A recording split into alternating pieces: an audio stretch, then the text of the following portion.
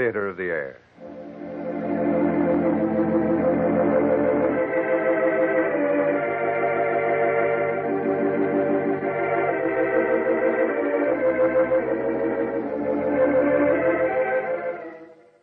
Now, the Hermit.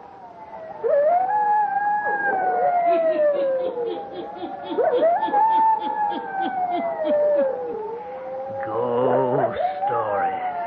Weird stories. And murders, too. The Hermit knows of them all. Turn out your lights. Turn them out. Have you heard the story? Reflected image, eh? Then listen while the Hermit tells you the story.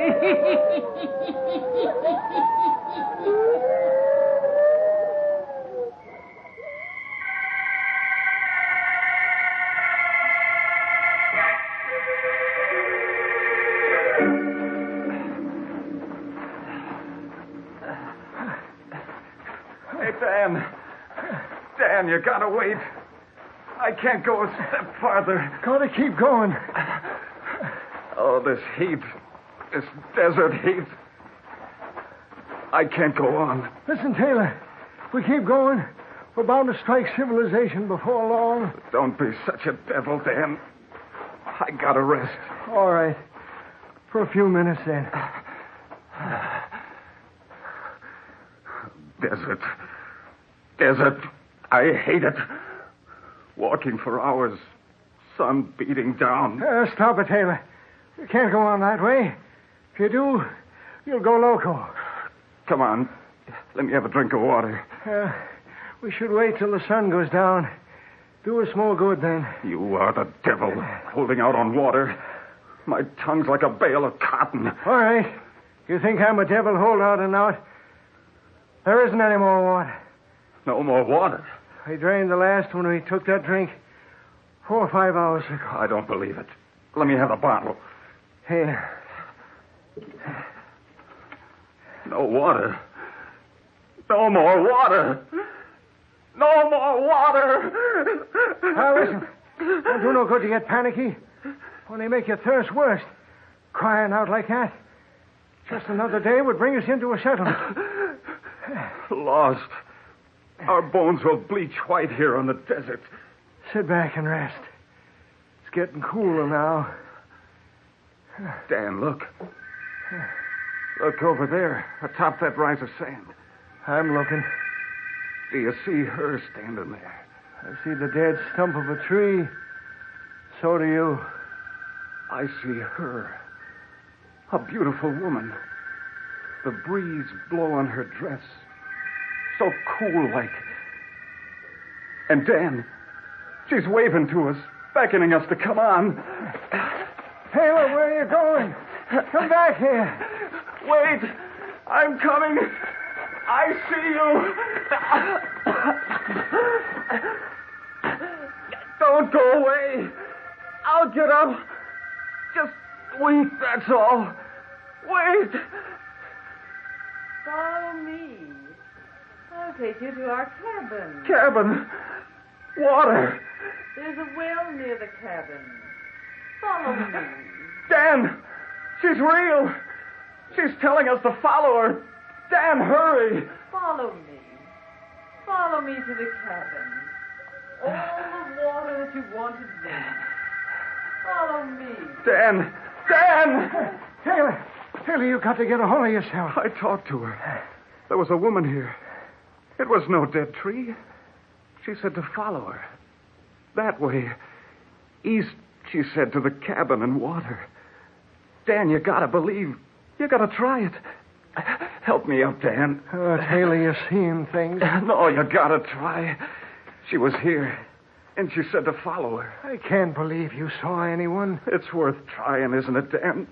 I talked to her. She said to walk this way. Come on. It's getting too dark to see, Taylor. We ought to... Oh, you're gonna try. Well... Come on. Where's the woman now? She went ahead. I saw her move this way. Hello? See? No one answers. You didn't see any woman. We gotta keep walking this way, Dan. Oh, it's crazy. Cabin, water. The woman said this way. There wasn't any woman. You've gone off your nut, Taylor. If you don't stop this crazy stuff, I'm going to leave you in the morning. Strike out for myself. Look. Look. Do you see? Why, all that's good. A light. I told you. Cabin, water, just as the woman said. You must have seen a woman, Taylor. I didn't believe. Come on, Dan, hurry. We've struck real luck. Luck and water. Hello? Hello? We're coming. Hello? No one answers. It ain't a light in a cabin, Taylor. It's a star we see. No, it ain't no star. It's a light in a cabin too big for a star. It is pretty big, Taylor. You're right. I can see the shack now. Sure. Come on. The cabin door is open. They've heard us. The woman is waiting for us. Hooray! Water! Water!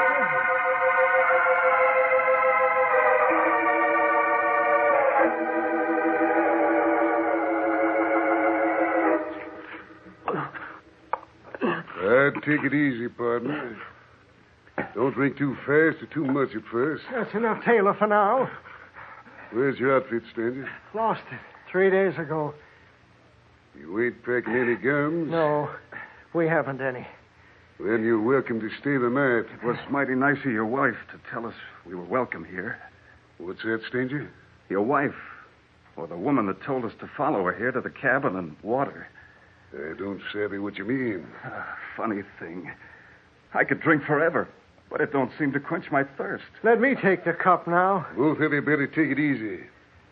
Like you said, too much ain't good all of a sudden. Strangers, what are you doing here in the desert? A storm overtook us 4 or 5 days ago. We didn't even have time to unpack the animals. And when the storm was over, horses, outfit, everything gone. I see. Now, what was this about you seeing a woman who directed you here to my cabin? Taylor here, he thought he saw a woman waving to him. A woman who said there was a cabin and a well of water near. But I figured all the time he was seeing things. Sort of a reflected image on the desert sand. Yeah. Folks drifting into insanity are always seeing things on the desert. Sure. I know it. Now, how far away from the nearest settlement? The nearest settlement is about 35 miles due east of here. Not as far as I thought. We can start out in the morning. Sure. I'll give you directions. Fine, partner. Fine. You live here all alone? Yep. My name is Fred Holcroft. Well, glad to meet you. I'm Dan Torrance. My partner, Taylor Wiley. You're welcome for the night. I'll rustle up some grub. And after eating, I'll tell you a desert story that'll put your seeing a woman on the desert in the small class as stories go. Yes. I'll tell you a real desert story, if you want to listen.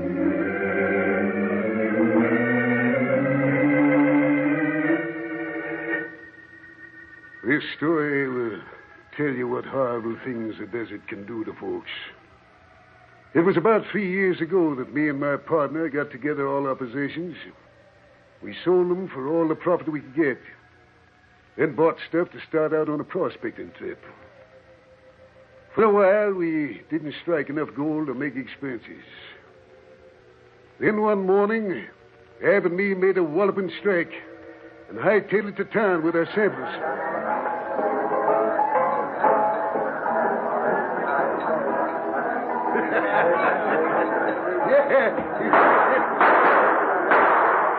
Yeah. What's all the shooting about, Yeah. boys? Me and Ad just come from the assaying office, that's what. Go on, what's the news? We stuck it, boys. We stuck it rich. You hear that? Paul Croft and Ab have struck it. I'll say we stuck it. No more grubbing for us. We're in the money, boys. We're in.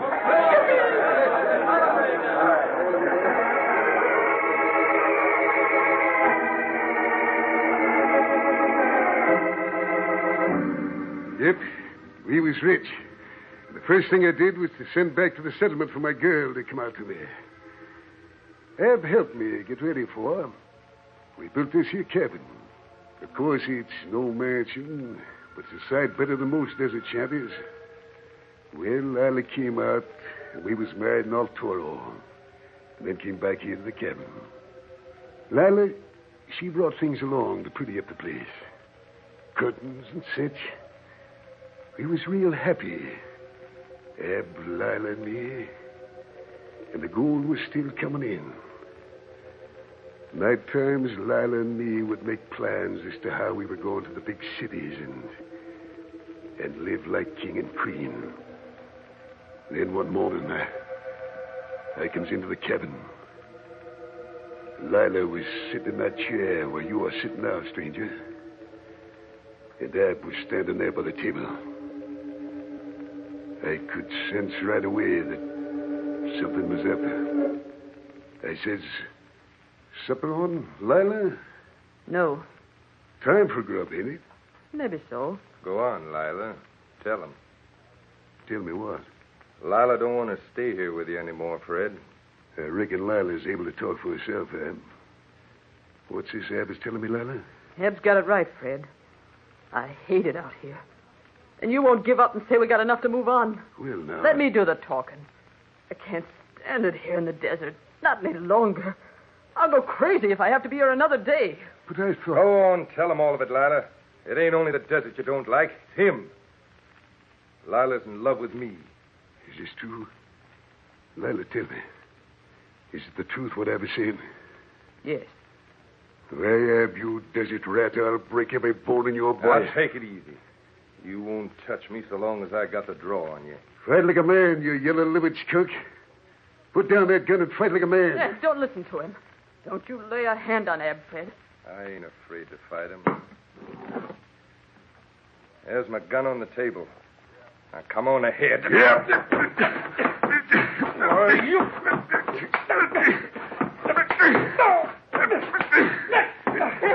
No, kill him! That's what I aim to do. Kill him. You'll never walk out of here. You're poisoned like a snake. I give up. No. I'll get out. And I'm through with you. You'll crawl on your hands and knees. No. Stop it. Oh. You winged me. I meant to kill you, you skunk. I can still fight this rat with one arm. And you... No, Fred. No. I give up. No.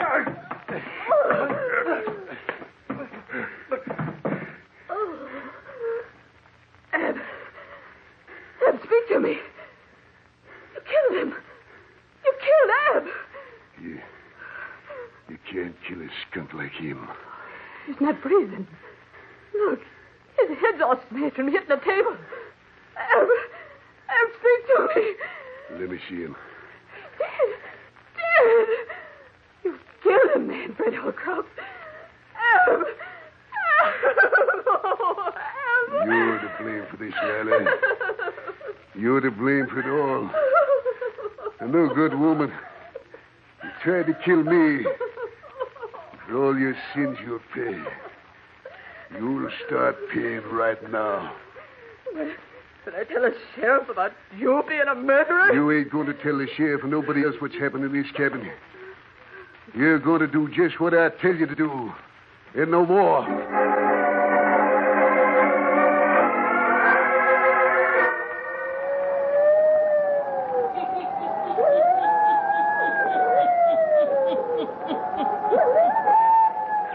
On the desert in an old cabin. Two listen intently as an old man tells them a strange story of murder. The woman who beckoned them to the cabin that night, where is she? The hermit will tell you before the night is done.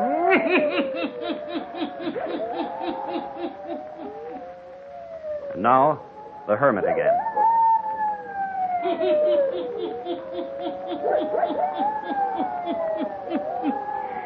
Fred Holcroft continues to narrate his strange desert story to the two men who were led to his cabin by a woman.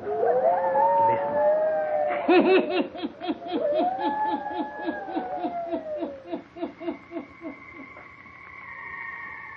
Well, sir, we buried Ab that night. What do you mean, we? Lila and me. The woman who had betrayed me. I made her handle the shovel. I can remember as well as if it were today. She was sobbing and carrying on. But I kept her shoveling.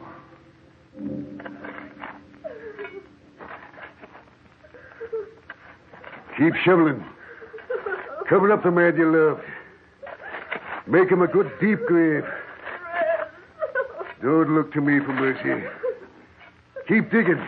You love me once, Fred. You gotta have mercy. I don't recollect you have no mercy for me. I hope he can still feel things while he's there in the sand. Yeah. I hope the sand chokes him. Burns out his eyes. Mercy. Get up on your feet. He's buried deep enough now. And you listen to what I'm telling you. If anybody comes this way, we don't know what happened to Ab. You hear? We don't know nothing.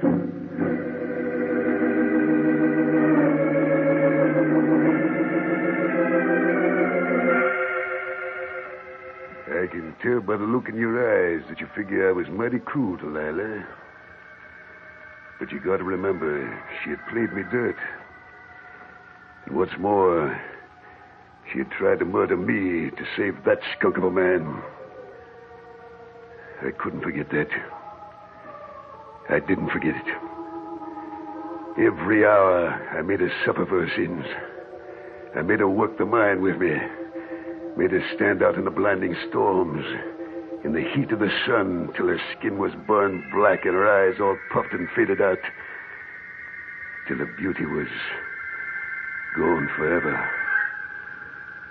Well, as for me, I was sorting away the gold, burying it right underneath his cabin floor, biding my time, and waiting till I had enough gold to buy whatever I wanted from this life. Then, Lila, she took down with a fever. One night when the moon was riding high, and the sky bright as daylight on the desert sands, she got up from her bed. I tried to stop her. Don't touch me. I'm going away. You're sick, Lila. You can't leave the cabin. I'm going to Ab. To Ab, is it? Ain't you suffered enough for your sins? You still got to mention his name? Let go of me, Fred. I gotta find Ab. Go then. And never come back to this cabin. Never come back.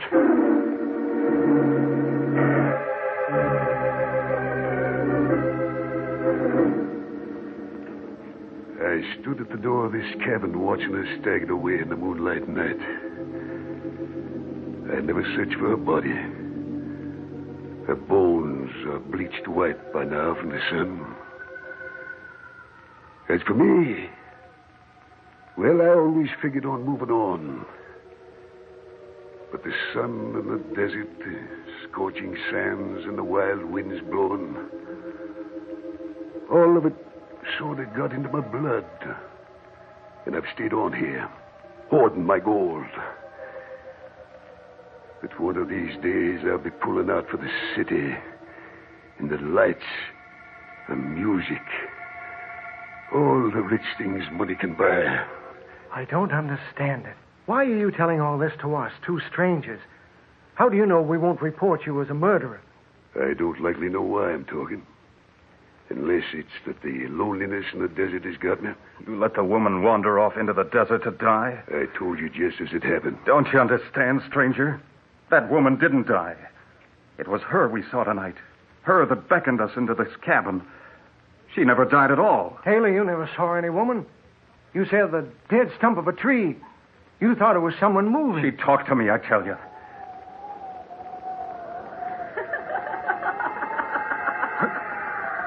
What was that? Don't you know? It's her. Look. Look out the window. Lila. That's the woman who beckoned to Dan and me. She's standing out there at the window. No. She died, I told you. I never died, Fred.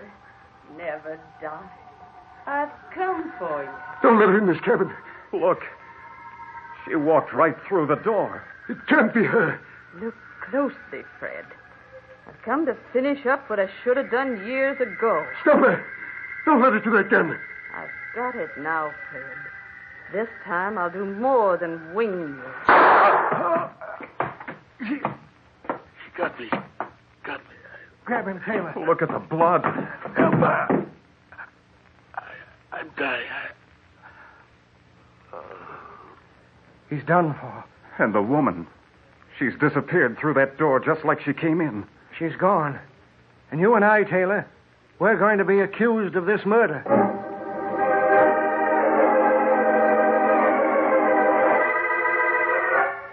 We're telling the story straight, mister. You've got to go out there and get his body. And you got to believe it, just as we told you. The woman killed him and vanished. We're not guilty. Sit down, stranger. Take it easy. What did you say the old guy's name was? Fred Holcroft, he told us. Old Fred, eh? Who struck it rich or thought he did? That's him. He's lying there in the cabin now with a bullet through his heart. I guess you two were really touched by the sun. You got to go out to the cabin with us and see for yourself. Listen, stranger. You ain't going to get anybody in Artura to go out to that desert shack to look for the body of Fred Holcroft. What do you mean? We mean there ain't no sense in looking for the body of him that's been dead for 20 years. I don't get it. Fred Holcroft's been dead for 19 or 20 years. I went out there at the time, recollected well. I was in the party that went out there, too. Sure. Found his body and that of his wife's, both stretched out on the floor of the cabin. Died of the fever, I reckon. Why, there ain't any cabin out there anymore. Blowed away long ago by the wind. Yes, sirree. You two have really been seeing things. But you ain't the first ones that have come out of the desert telling about seeing a woman standing out there in the sands, beckoning them to the cabin in a water hole. Just a few months ago, a guy comes in here babbling about a woman who led him to a water hole.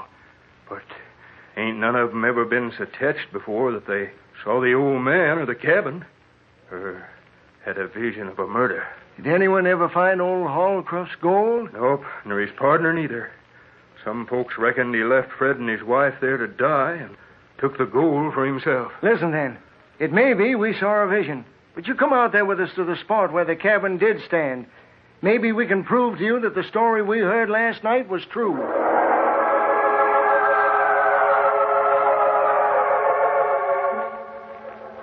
Here's where we stopped. But you can see there ain't any cabin. You said the gold was buried underneath the cabin floor. That would be about here. All right, for the heck of it, let's start digging. Come on.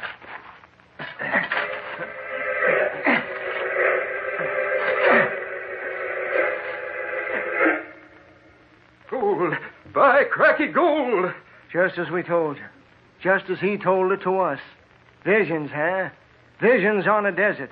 But it was more than our being touched by the sun. We saw spirits of the dead. We saw them and heard them. And we've found the gold that brought about evil and murder.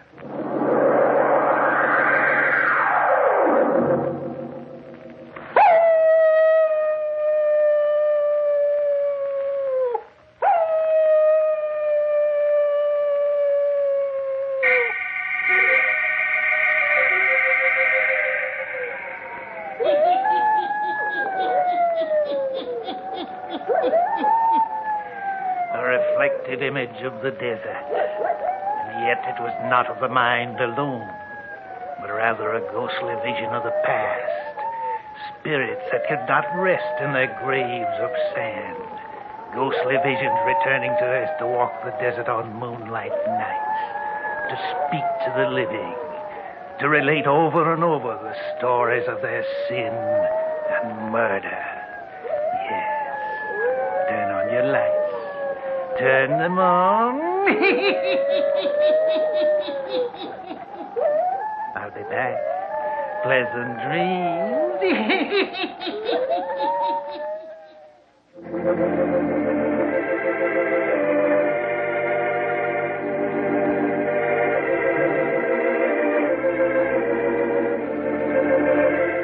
characters, places, and occurrences mentioned in the Hermit's Cave are fictitious, and similarity to persons, places, or occurrences is purely accidental.